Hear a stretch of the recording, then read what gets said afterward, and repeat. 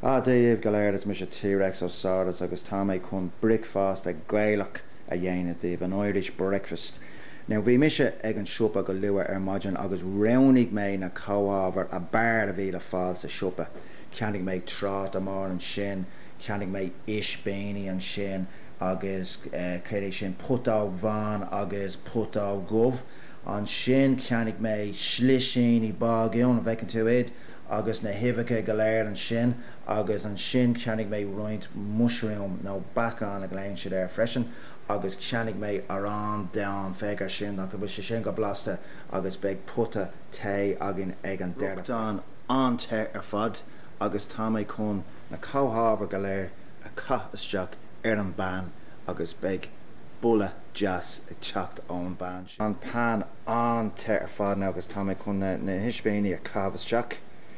agus jazz sin éad sin go gras agus anis na sliseaní bágiún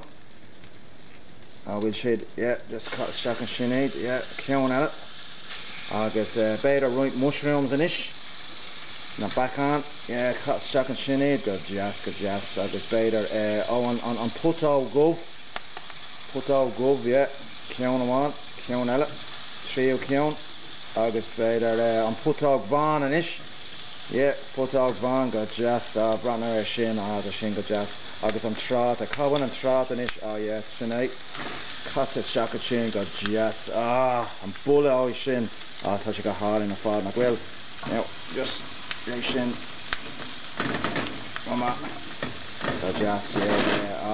sin an slí chuna dhéanamh áréis sin agus anis bhhaitnum na hivacha a cabh isteach anis ar an ban fégar sin go jazz nach go sin go blasta áraí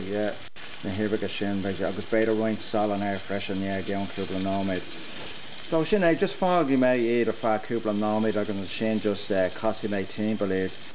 Bratnaíonn sé sin go hálinn áraí is féidir iad a bhuga an sin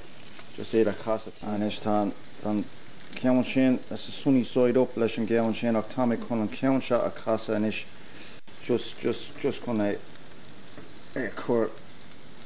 an taobh eile ná ní roidig mé sin a dhéanamh géirt a rís. Is seo é má Bricfeasta ar an bláta má Bricfeasta Éireannach agus spratnaíonn sé sin go jazz na mushroom an putág bhain agus an putág gubh agus na isbéine agus na sliseaní bágiún agus an trát an sin agus na hivacha go léir agus spratnaíonn sé sin go jazz áraí agus féach heil an seo tá an tarrán domhan agus tá sé clúdathe le im mar tá sé sin an tábhar ar fad agus beidh cupán jazz té agam freisin agus tá mise stew go leis an ucras anis agus mar a deir an seanúcail is má an tanlan an tucras so slán go fáil agus feice mé a rís sibh le cúna dé.